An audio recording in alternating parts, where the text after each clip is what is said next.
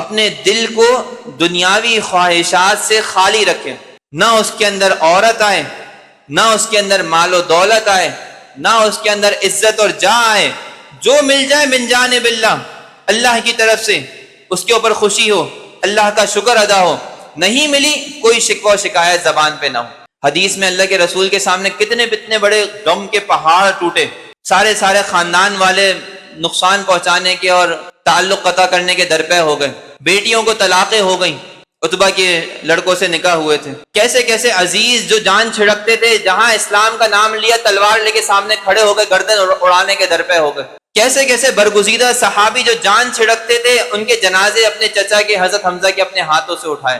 زبان پہ کیا ہے؟ انا للہ و انا الیہ راجعون، کہ ہم بھی اللہ کے ہیں، یہ سب بھی اللہ کا ہے۔ اگر ہمارے ساتھ یہ حالات پیش آئے ہیں تو اس میں اللہ کی کوئی مصلحت ہے، اس میں راضی میں خوش ہیں۔ اپنے سگی اولاد کا انتقال ہوا ابراہیم، لوگوں نے کہا کہ آج تو بہت زیادہ نوحے ہوں گے، آج تو بڑا لوگوں کو رونا چاہیے۔ خواتین اور عورتیں مکہ مکرمہ مدینہ منورہ کی جمع ہو گئیں کہ زمانے جاہلیت میں کوئی بڑا سردار مرتا تھا تو روتے تھے، مل کر بین بجاتے تھے۔ اللہ کے رسول صلی اللہ علیہ وسلم کو اطلاع ملی کہ ان کا یہ ارادہ ہے، یہ اس طرح شکوہ شکایات اور نوحہ کرنے والے ہیں۔